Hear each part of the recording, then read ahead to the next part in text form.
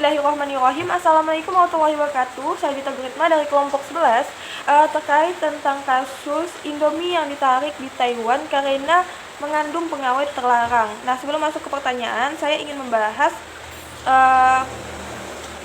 dua zat yang terkandung dalam Indomie yang tidak diperbolehkan di negara Taiwan, Kanada, dan Eropa. Nah, produk Indomie ini ditarik di dua supermarket terbesar di Taiwan karena zat yang terkandung dalam Indomie. Nah, zat tersebut bernama metil parahidroksibenzoate dan benzoic acid atau disebut dengan asam benzoit. Nah, dua zat tersebut itu adalah pengawet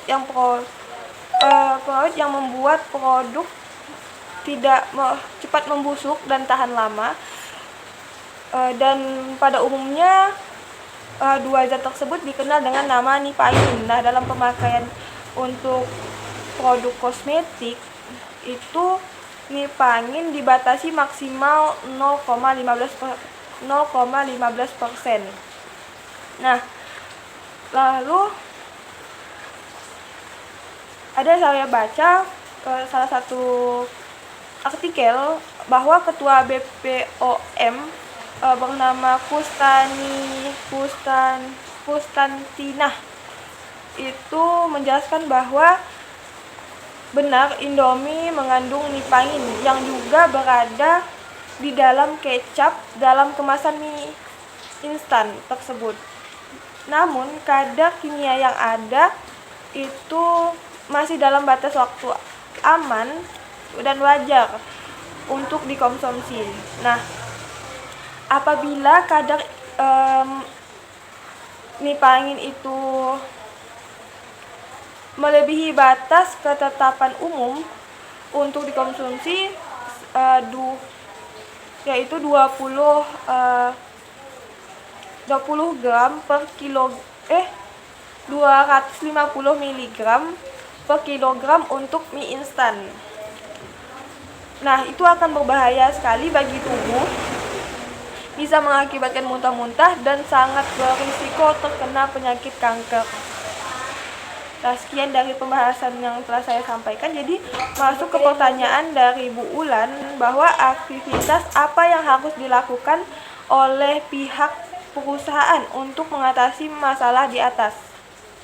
Nah, untuk menurut saya sendiri cara mengatasi masalah tersebut yaitu pertama mengatasi opini publik dengan mengklarifikasi kabar kandungan berbahaya agar saham tidak menurun drastis. Dan benar saja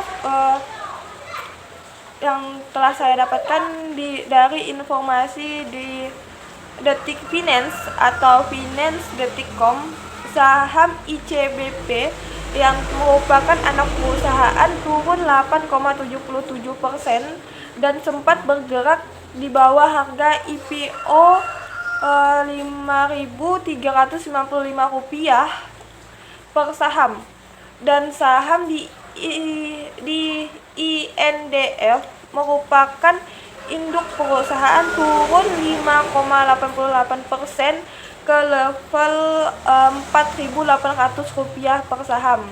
Nah, untuk cara mengatasi masalah yang kedua yaitu menyelidiki dan investigasi untuk menjaga keamanan dan keselamatan konsumen. Assalamualaikum warahmatullahi wabarakatuh. Perkenalkan, nama saya adalah Indah Rahmadani, NIM 11916060. Di sini saya akan melanjutkan penjelasan dari Dita Guritma atau pemateri sebelumnya. Nah, menurut CIC, FAO, dan WHO itu sendiri berfungsi untuk mengatur standar pangan, di mana nipangin ini sendiri diperbolehkan oleh CIC untuk digunakan dengan batas wajar tertentu. Dan menurut BPOM itu sendiri, Indonesia ini berpatokan dengan CIC, berarti nipangin itu diperbolehkan digunakan dengan batas wajar waktu tertentu. Seperti yang kita tahu, di dalam artikel sebelumnya itu mengatakan bahwa nipangin jika dikonsumsi dalam terus-menerus akan menyebabkan metabolisme asidosis, yaitu dimana kondisi karena terlalu banyak konsumsi asam. Sedangkan saya mendapatkan di kompas.com mengatakan bahwa nipagin ini sendiri dapat dimetabolisme oleh bakteri tanah yang akan teruraikan. Nah, nipagin ini sendiri juga mudah diserap oleh saluran pencernaan atau kulit. Penggunaan maksimum dari nipagin ini sendiri juga berbeda di setiap negara. Contoh, misal di Singapura, Kanada, dan Amerika Serikat, bahwa penggunaan nipagin ini untuk batas maksimumnya sekitar 1000 per kilogram. Sedangkan di Hong Kong yaitu sekitar 550 mikrogram per kilogram, dan di Indonesia itu sendiri sekitar 250 mikrogram per kilogram. Nah, di Indonesia ini kan kita berpatokan dengan CIC, yang dimana nipagin ini diperbolehkan digunakan dengan batas wajar tertentu gitu kan. Nah, sedangkan di Taiwan itu sendiri mereka tidak mengikuti CIC. Mereka tidak mengikuti peraturan CIC tentang bahan makanan. Mungkin itu juga sebab kenapa Indomie ditarik di Taiwan. Mungkin menurut saya terjadi penarikan Indomie di Taiwan ini disebabkan peraturan tentang nipagin itu sendiri berbeda di setiap negara. Maka terjadinya hal seperti itu. Dan di Indonesia, karena di Indonesia nipagin ini diperbolehkan tapi dengan batas wajar tertentu, makanya kita menggunakan nipagin agar tidak terjadinya pembusukan secara awal atau terjadinya jamur dan ragi. Nah, menurut saya PT Indofood ini sendiri harus menunjukkan surat keterangan keamanan tentang BPOM, MUI, dan WHO kepada pihak di sana agar mereka tahu bahwa produk Indomie yang di Indonesia ini telah memenuhi memenuhi kriteria standar keamanan internasional yang dimana telah diperbolehkan untuk diperjualbelikan secara halayak luas. Seperti yang udah kita baca di artikel sebelumnya, bahwa Fokhing Trading itu sendiri, importir di Taiwan, mengatakan bahwa Indomie itu sendiri telah memenuhi standar keamanan nasional, internasional maksud saya, di mana tidak adanya bahan pengawet yang terlarang di dalam Indomie itu sendiri. Dan diduga jika ada Indomie yang mengandung bahan terlarang, itu berarti pengambilan Indomie itu sendiri secara ilegal, bukan legal. Seperti yang kita tahu, lebih baik kita membeli sesuatu yang legal di mana barang itu sendiri udah secara resmi dan itu tidak terjadinya sebuah reject atau kesalahan pada produk itu sendiri.